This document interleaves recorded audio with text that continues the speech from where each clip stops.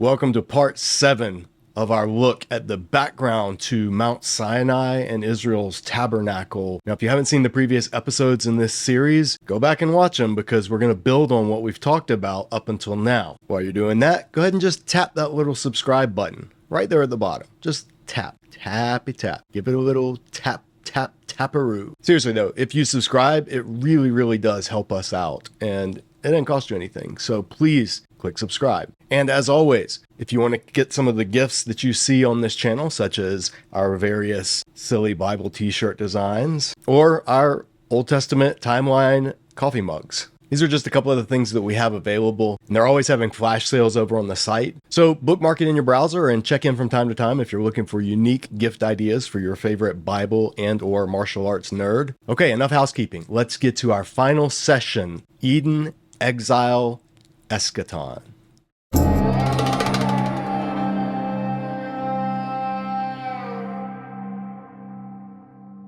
Once again, as I've done in a number of these videos in this series, I want to remind you of what John Currid talked about in his book Against the Gods when it comes to polemical theology. Polemical theology is the use by biblical writers of the thought forms and stories that were common in ancient Near Eastern culture while filling them with radically new meaning. The biblical authors take well-known expressions and motifs from the ancient Near Eastern milieu and apply them to the person and work of Yahweh and not to the other gods of the ancient world. This point is crucial, and it's pretty much driven this entire series. This whole series has been about showing you some of those thought forms and motifs from the ancient world that, if we understand them, they give us a better understanding of what the biblical writers are trying to say about the one true God by incorporating or co-opting ideas that were in circulation in the cultures around them about their other gods. New Testament example would be Paul at Mars Hill, where he uses the concept of the altar to the unknown God and says, hey, let me actually tell you about this unknown God because I know him. And then he goes on to share the gospel. Well, that's not just a New Testament missionary phenomenon. God was doing that all the way back in Genesis 1, and he continued to do it throughout Israel's history in a number of ways. When the ancients thought about the universe, they didn't have the same world picture that we have. And by world picture, I mean the facts that we know about things like the Earth, the solar system, the planetary orbits, all of those mechanistic ideas of how the world works. The ancients didn't have that. Instead, they viewed the world through ancient, mostly phenomenological lenses and different mythopoetic images used to describe their place in the universe among the gods. And one of the common motifs, and we've seen this a number of times already, mountains came to be associated with the abode of the gods. And the further you got away from the mountain of the gods, the further you descended into the realm of what was anti the gods, which is death and chaos. This was ubiquitous throughout the ancient Near East. All of the cultures had this concept in their minds. Here's a couple of examples. You see this in Egypt. The pyramid texts portray the divine mountain at Heliopolis, it's called the Benben, rising out of the watery void, wherein Atum creates himself and then the other gods. So in Egyptian cosmology, Atum, who brought all of the gods into being, the place at which that occurred was this ancient primordial mountain that arose out of the waters of chaos. And likewise in Canaan, in the Baal myth, the high god El lives in a tent on top of a mountain from which rivers provide water for all the earth and where other gods meet under his authority. And Baal himself lives in his temple, we've talked about that in a previous video, atop Mount Zaphon, and he's known as the rider of the clouds. So the drought each summer is Mot, the god of death, killing Baal and taking him to the underworld. But then in the fall, the rainy season, that's Anat slaying Mot and Baal returning to power. So the Baal cycle was tied to the seasons in Canaan. So all throughout the ancient world, there was this concept of sacred space and what proximity to the gods entailed and what distance from the gods entailed as well. Now, the best work that I've ever come across on this concept, I've mentioned it before, but we're going to look in depth in this video, is L. Michael Morales's book, Who Shall Ascend the Mountain of the Lord? If there is any book you should read on the Old Testament sacrificial Levitical temple tabernacle system, this is it. I'm not exaggerating. This is my favorite book that I've read in years. literally. In fact, this book in many ways was the impetus for this very series that we've been doing. Not entirely, but a large part of it. So here's one of the illustrations. Morales himself actually drew this, and he's showing the general way that the ancients viewed the world, the ancient Israelites, but to a lesser degree, other ancient peoples as well. This is similar to how modern people across all types of cultures in the world, in their minds, picture heaven as having to do with clouds, and hell as being subterranean and having fire. Whether somebody comes from a Christian background or not, typically in modern culture around the world, that concept is kind of the default image that people have. Well, in the ancient world, they had their own default images as well, and Morales here has sketched it out. He says, sacred space was poetically conceived as a world mountain surrounded by the primeval waters. At the cloud-covered summit of the mountain, way up here, is the temple, the dwelling of God. And at the base are the chaos waters, underneath which lies Sheol, the place of the dead. And representing God's life-giving presence, the waters of life flow from the summit of the mountain. So the waters flow out in some form of river or stream concepts, flow down the mountain into and join these primordial chaos waters, where there's the Tannin, the serpent, the chaos dragon that we've seen before. And this is the depths, the Tehom, the deep, the abyss. And then above that, you had the Rakia. This is the word in Genesis for the dome or the firmament. And there were these openings in the Rakia, these windows of heaven. And that's what the floodwaters, the Mabul, descended through. Now, it's important to understand, Morales is saying that this is the general poetic picture. Sacred space was poetically conceived. So it's not as if the ancients believed that this was mechanistically how everything works. Whether they did or not, we don't know. But this is how they described. This is how they phenomenologically talked about the world around them. And so we see this general system alluded to in the poetic sections of the Hebrew Bible. Here's an example. Job 26, starting in verse 5. Job says, "The dead are in deep anguish, those beneath the waters." He's talking about Sheol, those beneath the waters, and all that live in them. Sheol is naked before God. Destruction lies uncovered. He wraps up the waters in his clouds. The pillars of heaven, that's these down here, quake, aghast at his rebuke. By his power he churned up the sea. By his wisdom he cut Rahab to pieces. And Rahab is another word for the Tannin, the sea monster. By his breath the skies became fair. His hand pierced the gliding serpent. So in Job, which is a highly poetic book, understanding this background world picture that the audience of Job would have been familiar with helps us see what Job is claiming in the passage where he alludes to these things. He's talking about God's majesty, and he goes on to say, all this stuff that I've just described to you, it's just the tip of the iceberg in terms of God's power and authority. And so I only mention Job 26 as just one example of how this ancient imagery works its way into Hebrew poetry. Now, what does this have to do with the tabernacle or the temple or anything like that? Well, in scripture, Eden is depicted as a mountain. Now, I know what you're saying. You're saying, wait, Eden is in Mesopotamia. There's no mountains. It's between the rivers. It's flat land. Wherever Eden was, modern day Babylon or somewhere in that area, it's all flat. So how can Eden be a mountain? It was a garden. Well, here's what I'm saying. I'm not saying geographically necessarily that the literal Garden of Eden was a mountain. But what I am saying is that the theological concept, that world picture that Morales sketched out, those concepts find their way into numerous different descriptions of Eden throughout the Old Testament. In Genesis 2, now I've given you on screen the very, very woodenly literal translation of Genesis 2 because I want you to see some of these terms. But here's how Genesis 2, the account focusing on the garden, starting in verse 4, reads, "These are the toledot of the heavens and the land." I've left some of the key Hebrew terms untranslated because they don't really have good English equivalents, or the translation is in question. Toledot is sometimes translated as "this is the account of," or "these are the generations of." Regardless, this is how the whole book of Genesis is broken up into these toledot sections, and this is the first one. These are the toledot of the heavens and the land. And the word is translated earth or land. It's this Hebrew word, haaretz. It just means the land or the earth. Context would clue you in. I'm using the land because when we think of the word earth, we think of a globe suspended in space. When the ancients used the word aretz, they did not think of a globe suspended in space. They thought of the land as opposed to what's up there, the heavens or sky, when they were created, or literally in their being created. On the Yom of Yahweh Elohim creating land and heavens, and Yom is the word for day. So literally on the day, some translations say when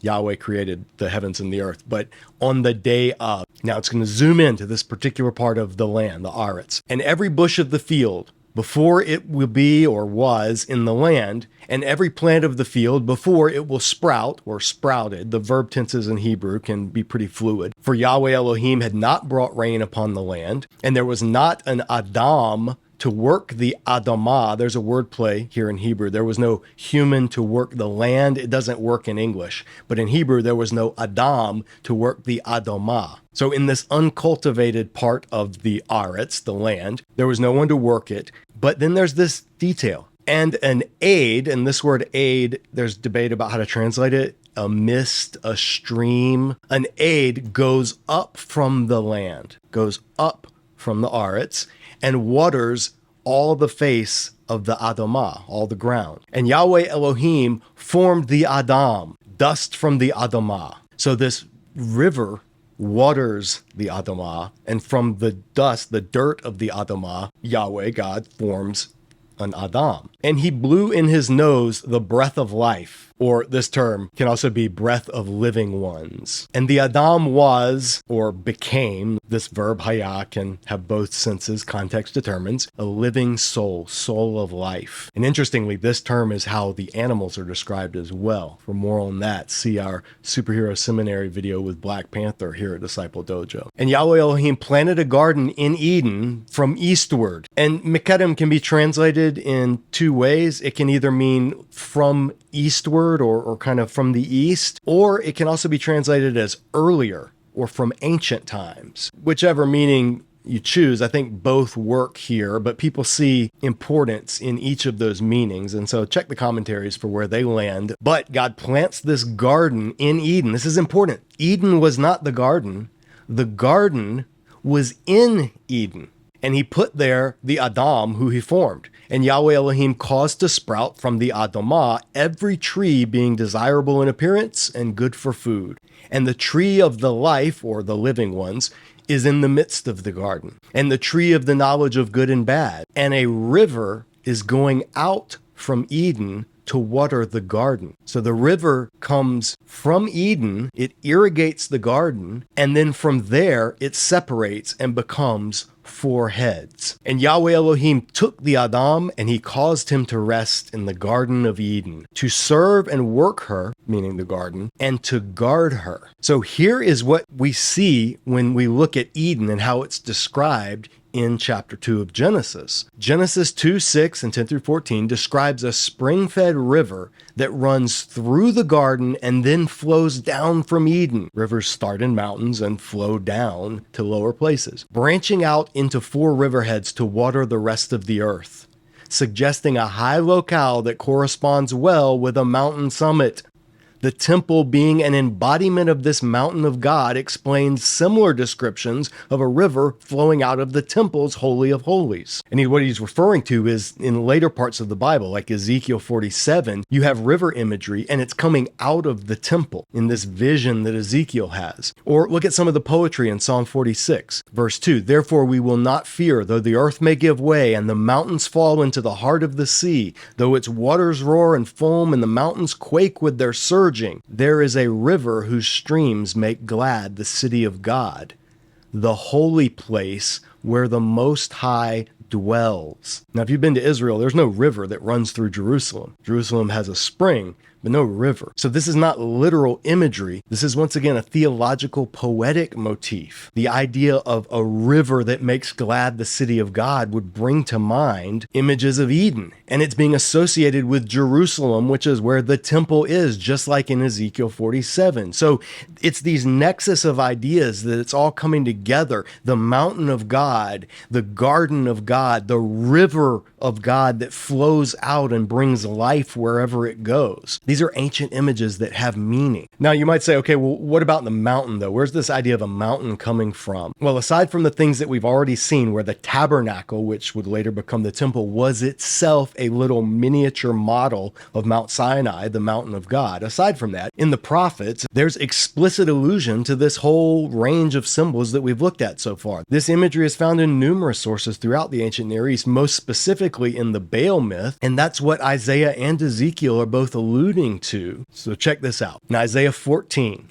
now, both of these passages that we're about to look at frequently get used as if they're talking about Satan. And we have a whole video here at Disciple Dojo in our Superhero Seminary playlist where Professor Daredevil actually unpacks whether Lucifer is the devil's name and what these passages are actually talking about, regardless of whether this is talking about these pagan kings or whether it's talking about Satan.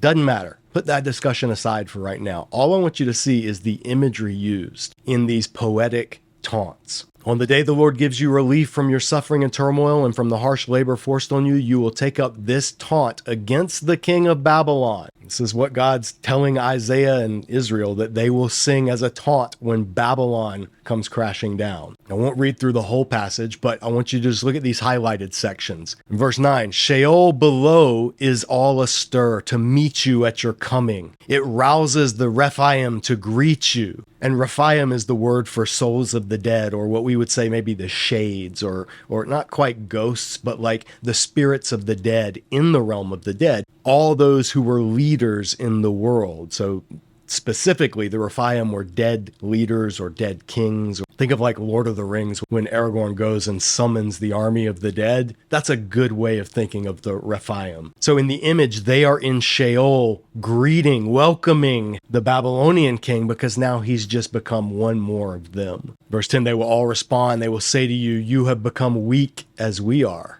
You have become like us. All your pomp has been brought down to Sheol. Remember, this is the world picture that is the backdrop of what Isaiah is drawing from poetically in this section. The king of Babylon, who thought he dwelled at the heights, has been brought down to Sheol, and the dead are greeting him. And then in verse 12, there's an allusion to actually a Canaanite myth of Athtar, who was elevated to the role of Baal when Baal had died, and they were saying who would take his place. But then Athtar was unworthy, unable, and so he was cast down to the earth. Isaiah alludes to that in this verse. How you have fallen from heaven, morning star, son of the dawn. This was a title that Athtar used. You have been cast down to the earth, you who once laid low the nations. You said in your heart, I will ascend to the heavens. I will raise my throne above the stars of God. I will sit enthroned on the mount of assembly, on the utmost heights of Mount Zaphon. This is Canaanite language that Athtar was using in the Baal saga. I will ascend above the tops of the clouds. I will make myself like the Most High. The pretentiousness of the Babylonian king being couched in the language of Athtar, who also was a pretentious would-be replacement for Baal. But you are brought down to Sheol, to the depths of the pit. So this taunt of the Babylonian king is soaked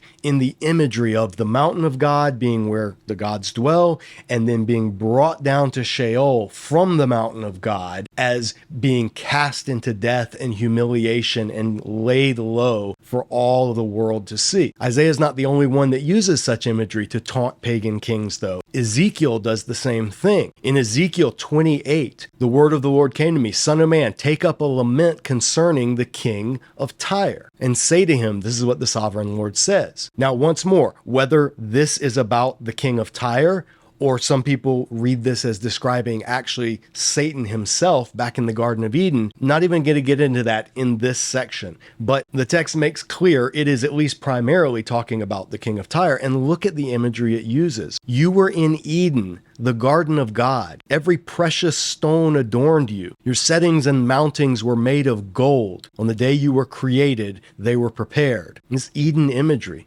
We've seen this in Genesis 2. We've seen the garden. We've seen precious stones. We've seen gold. We've seen the day of creation. But it gets even more specific. Verse 14, you were anointed as a guardian cherub, for so I ordained you. What's a cherub? Well, the cherub, the cherubim, that was the creature that was placed with the flaming sword to keep humanity out of Eden when they were banished. This is why the Ark of the Covenant has 2 cherub on top of it. This is why the curtain that separates the Ark of the Covenant from the holy place has golden cherub woven into the fabric of the curtain itself. So this is all Eden imagery. And then look, you were on the holy mount of God. You walked among the fiery stones. You were blameless in your ways from the day you were created till wickedness was found in you. Now, again, he's talking about the king of Tyre. And Tyre took pride in their wealth and in their safety and how no one could cast them down. And their ships went throughout the earth and they became wealthy off of trade and exploitation. What better image to describe a self-aggrandizing pagan nation than them thinking that they're atop the mountain of God in safety of Eden. Through your widespread trade, you were filled with violence and you sinned. So I drove you in disgrace from the mount of God. And Tyre is not on a mountain. It's like a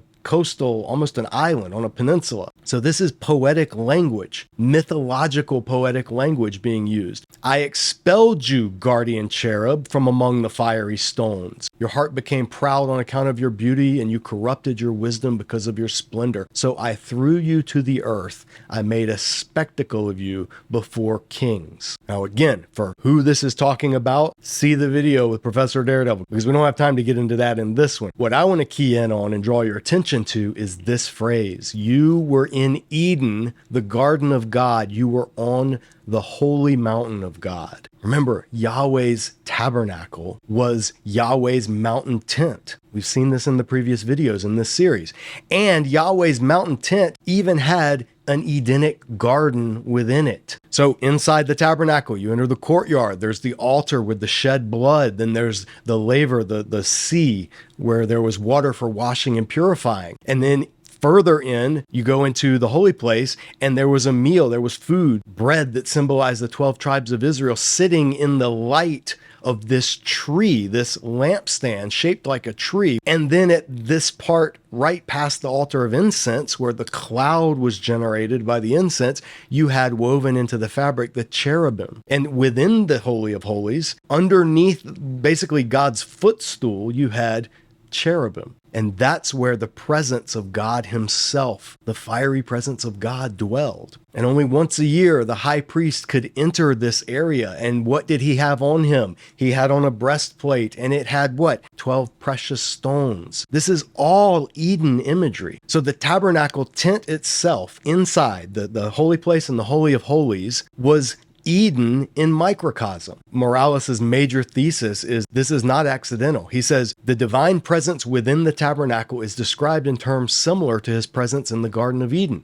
The veil partitioning off the Holy of Holies was woven with cherubim, just as cherubim had been stationed to guard entry into the Garden of Eden. Priestly duty within the tabernacle is depicted with the same verbs used for Adam's duties within the garden. In other words, the priests in the tabernacle are told specifically to work or serve and to guard the tabernacle, just like Adam was put in the garden to work and to guard it. The Holy of Holies corresponds to the summit of God's mountain, and so to the Garden of Eden found there. Walking westward, therefore, from the courtyard toward the sanctum was a movement toward God, representing Israel to him, an ascent into the summit of the architectural mountain of God. This is the key, an ascent into the summit of the architectural mountain of God. Walking eastward from the sanctum, in other words, going out from God's presence toward the courtyard, was a movement away from God, representing him to Israel, and a descent from the cultic mountain of God. So the further you go into the Holy of Holies, the more up the mountain you're going. The Holy of Holies is the, theologically and symbolically speaking, the Garden of Eden atop God's holy mountain. And so the priests, that was their role, to ascend the mountain into God's presence, just as Moses had done in Mount Sinai, and then to represent God to the people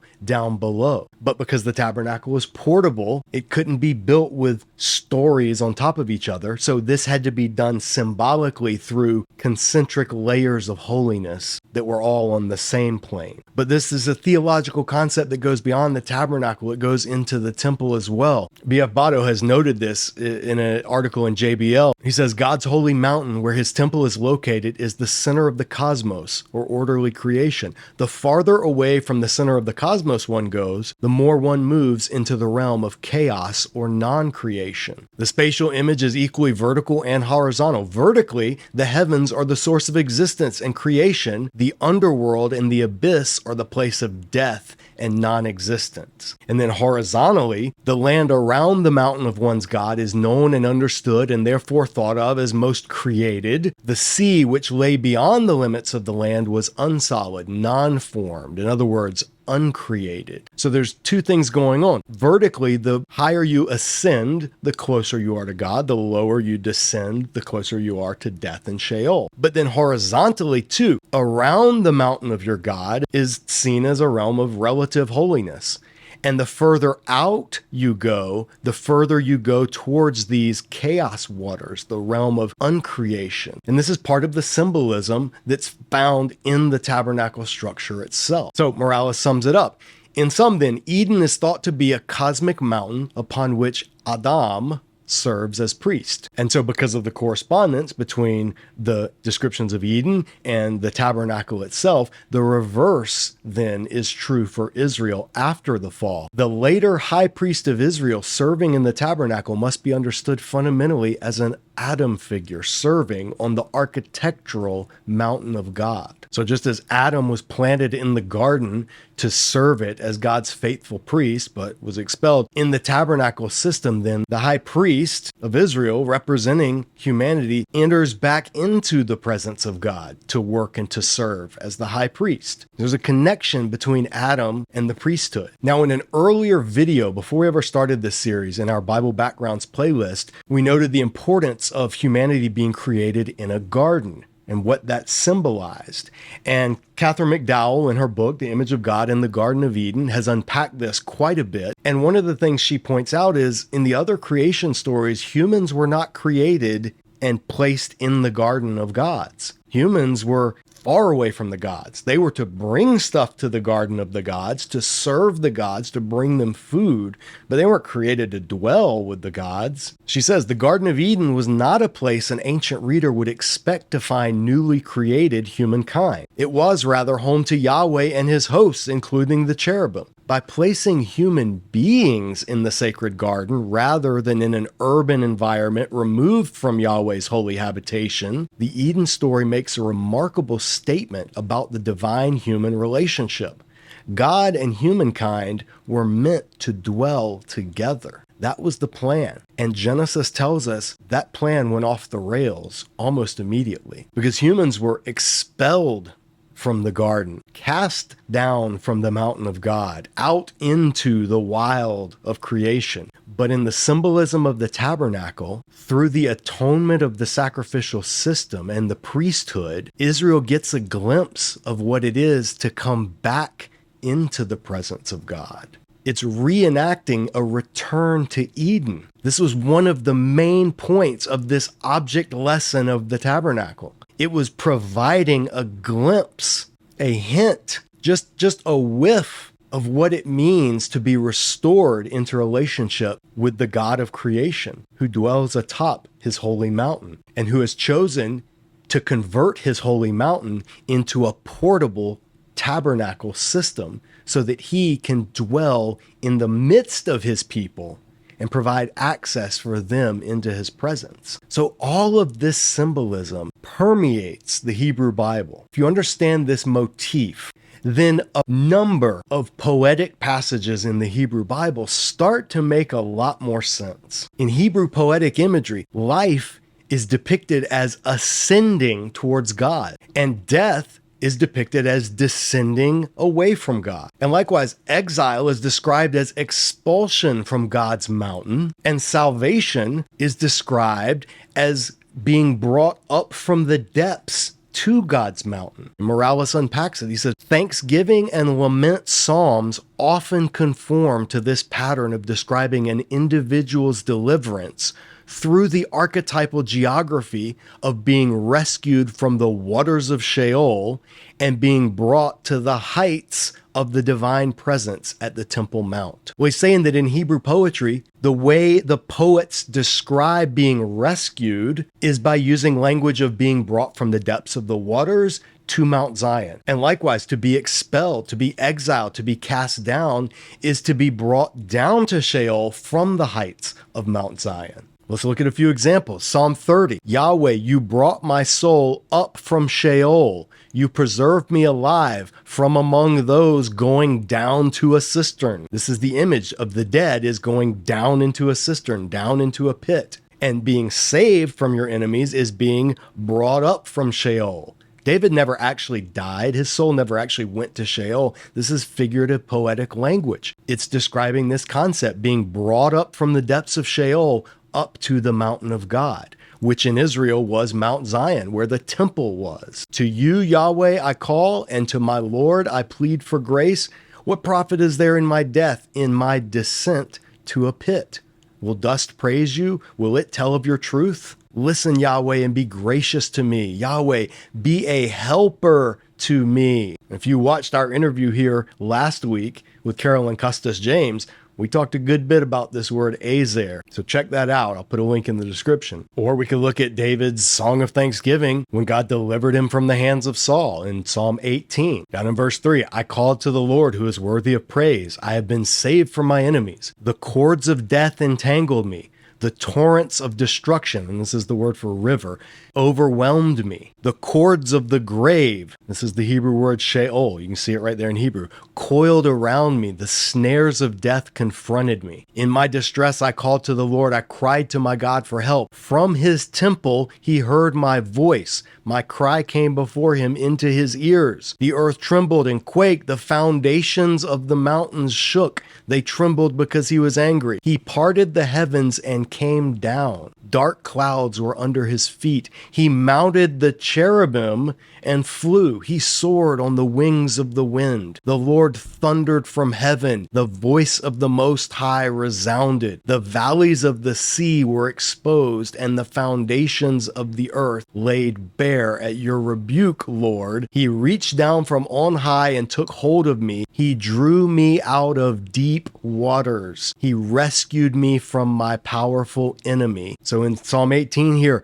he drew me out of deep waters is referring to God's rescue from powerful enemies. And so then it's no wonder that the pious, wayward prophet Jonah, when he was literally brought down into the depths of the waters, he prayed a version of Psalm 18, and that's what Jonah chapter 2 is. Look at it. From inside the fish, Jonah prayed to the Lord his God. He said, in my distress I called to the Lord, and he answered me. This is David's wording. From the belly of Sheol I called for help, and you listened to my cry. You hurled me into the depths, into the very heart of the seas, and the current swirled about me. All your waves and breakers swept over me. I said, I have been banished from your sight, yet I will look again toward your holy temple. Engulfing waters threatened me. The deep surrounded me. Seaweed was wrapped around my head. To the roots of the mountains I sank down. The earth beneath barred me in forever. This is right out of this worldview. To the roots of the mountains I sank down to Sheol. Jonah is interpreting his event in the belly of the fish theologically. But you, Lord my God, brought my life up from the pit. When my life was ebbing away, I remembered you, Lord, and my prayer rose to you, to your holy temple. And then he has to get in one more shot at the evil pagans. Those who cling to worthless idols turn away from God's love for them. But I, with shouts of grateful praise, will sacrifice to you what I have vowed.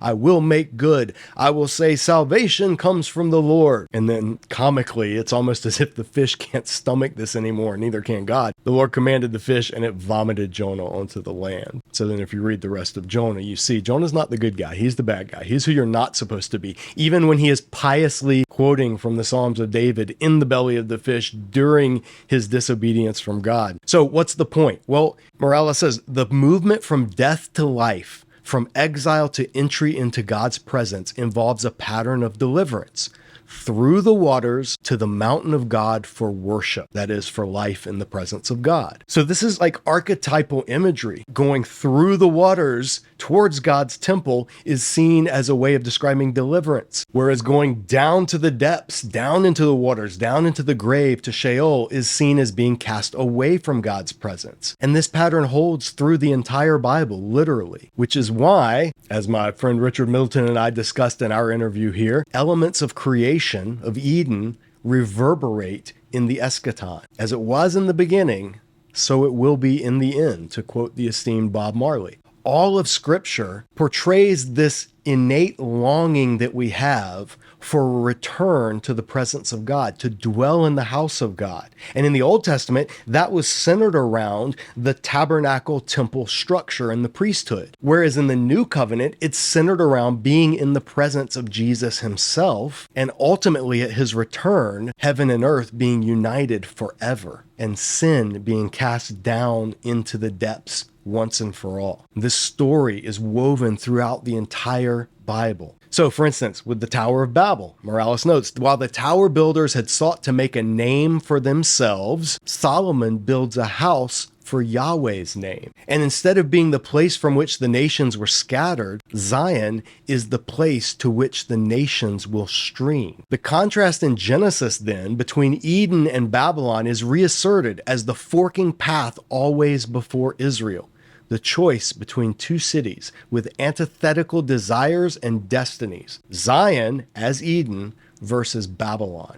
Especially as the holy mountain awaiting Israel's restoration from exile, Zion increasingly becomes identified with motifs originally associated with Eden. The renewal Yahweh will bring about upon the eschatological new Exodus will cause the land to burst forth in fruitfulness. So it will be said, and he quotes Ezekiel again, 36:35, this land that was desolate has become like the Garden of Eden. Indeed, Yahweh will comfort Zion. In Isaiah 51, he will set her wilderness like Eden and her desert like the garden of Yahweh. Joy and gladness will be found in it, thanksgiving and the voice of the song. Zion, as the mountain of God, chosen by Yahweh as his dwelling forever, becomes the city Israel awaits, the haven that is heaven itself, and the place to which the redeemed among the nations will be gathered, having been ransomed from the dominion of death.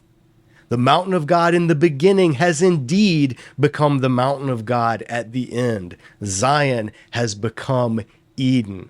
It's like the images of Eden get coalesced into the image of the temple, and then that is what the prophets get a vision of as the ultimate destination of everything. And this goes all the way through to the end of the book of Revelation. See, here's the problem. In the new covenant, there isn't a temple anymore, physically speaking.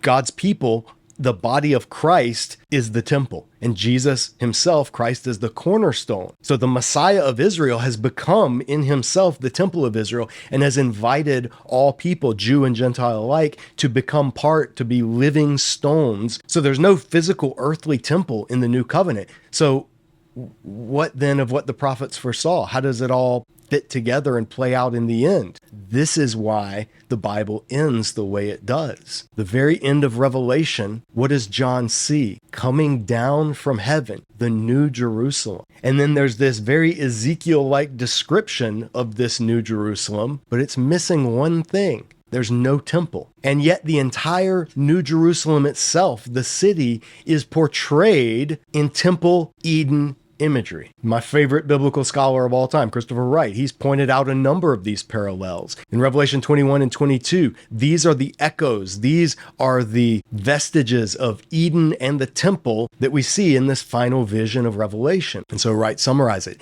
Tabernacle swallows up temple in the cosmic creational garden city of God. There is then, in the story of God, this great canonical arch stretching from the top of Mount Sinai in Exodus and the tabernacle there revealed to Moses right across the scriptures to the top of the high mountain of Revelation 21 and the city of God there revealed to John. As the capstone of that arch, we see Jesus, in whose earthly body the Creator God tabernacled among us, as John's Gospel puts it, whose resurrection body is the eschatological temple, as 1 Peter puts it, and whose corporate body, the church, is the dwelling place of God now by his Spirit. And so this is what we see in the New Testament. The new heavens and earth are the new Jerusalem, the new temple, the new Eden, as it was in the beginning. That's what it'll be at the end, only better.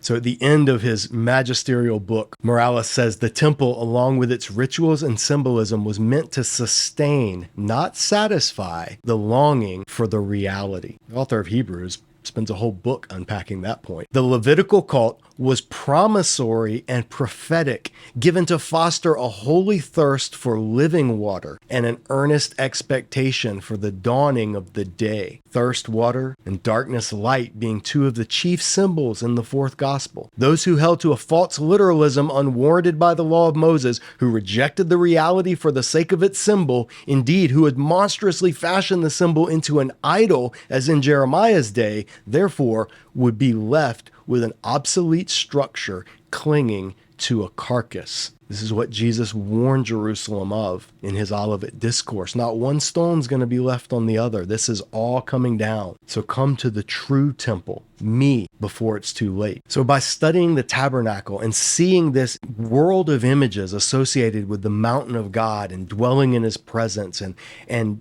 Eden being restored and renewed, first in miniature in the tabernacle, and then later on Mount Zion, and then in the eyes of the prophets, looking forward to when all of the nations would come to that Mount Zion, which is the tabernacle, which is Eden, then seeing in Revelation that that's going to extend beyond anything we can imagine. When heaven and earth come together, when Jesus returns, when it's all said and done, that's what we're looking forward to. So the more we read, understand, study, and immerse ourselves in the world of the tabernacle and Mount Sinai in the Old Testament, the more of those echoes and resonances we pick up when we read the New Testament. And that then fuels our knowledge of who we are as God's people, who he is as God, what he's doing in this world, and where it's all headed. This is not just idle curiosity. This is transformative. If we know the plot, then we can see where we fit into that plot. And if we see where we fit into that plot, then as the Spirit leads, we can live lives that are in harmony with that plot, that are helping move things towards the desired goal that God intends,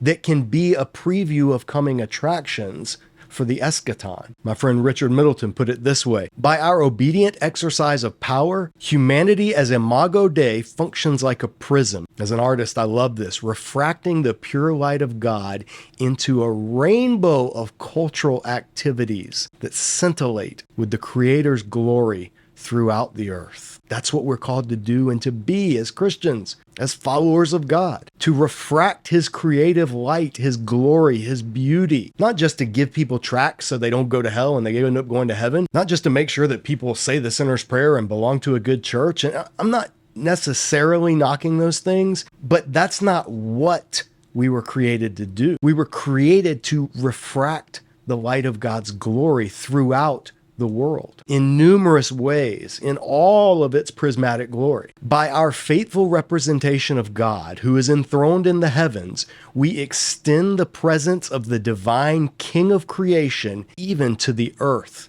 to prepare the earth for God's full eschatological presence, the day when God will fill all things. Then, when God fully indwells the earthly realm, the cosmic temple of creation will have been brought to its intended destiny. That's what all this is about. The more we understand the tabernacle, the more we dig into the Levitical system, the more we see how it is transformed in the new covenant, the better able we are to live in this world as God's people, to spread the scent of Eden everywhere we go. I mean, that's literally what this shirt is about. We are the aroma of Christ. And just as the priests in the tabernacle who were anointed with a very specific smelling incense and oil that could only be used within the tabernacle on the priests and nowhere else, whenever a priest had been somewhere, you could smell that he had been there. The priests in the Levitical system were the aroma of Eden. Followers of Jesus in the new covenant are the aroma of Christ in this world. And to some will be a fragrance of life to life, and others will be a fragrance of death to death. Some people want to smell the aroma of Christ, some people don't. And it's not our job to decide between the two. Our job is just to smell like Jesus. So why spend so long teaching about the tabernacle and the temple and the Levitical system? Because it matters. It's foundational to the story of God's people. And the reason there's such a dearth of biblical knowledge and faithful discipleship in the church today is because people just don't know the story. They've substituted all kinds of other stories for the biblical story. And I'm talking about Christians here, preachers, clergy, teachers in the church, forsaking the biblical text in order to run after all sorts of scholarly or cultural fads, or to replace it with man-made traditions and systems. But the biblical story itself is so powerful, and even in something as seemingly dull as directions for the tabernacle and instructions for the priesthood, hopefully through this series here at Disciple Dojo, you've at least gotten a taste of the depths and the richness of what's found through careful study of God's Word. My Exodus professor in seminary put it this way in his commentary: the tabernacle, in other words, pointed to heaven, to the eternal home of God in which his redeemed people were intended eventually to dwell without distance from him and as members of his own household. The tabernacle was, in other words, a training device for orienting the old covenant people toward their new covenant heavenly home. So if you've stuck with us through this whole series, thank you so much. This last session was a little longer, but we wanted to cap it off and end it well. But hopefully this series has at least increased your understanding and your appreciation of these overlooked sections of the Old Testament having to do with the tabernacle, the priesthood, the sacrifices, and given you a framework, a theological world picture through which to read scripture. So when you're reading the poetry and you start to hear references to places like the mountain of God, God's holy dwelling, the depths of the earth, the foundations of the deep, the waters of chaos, or the sea serpent, hopefully it makes a little more sense to you and you can better hear the message that God has given us, his people. Thank you so much for watching. And if you would like to support this ministry, if this has blessed you in any way, we are entirely donor funded. And as we get towards the end of the year as a small nonprofit, we really do depend on donations to keep this ministry going and to keep all of these teaching videos and resources coming out free for anyone to use. So if you'd like to partner with us, if you believe in what Disciple Dojo is doing and you want to help us do more of it, we'd love for you to become a monthly Dojo donor, whatever amount you can spare. Every donation is greatly appreciated and helps continue this ministry. Thanks so much for watching and for being part of this ministry here at Disciple Dojo. Take care.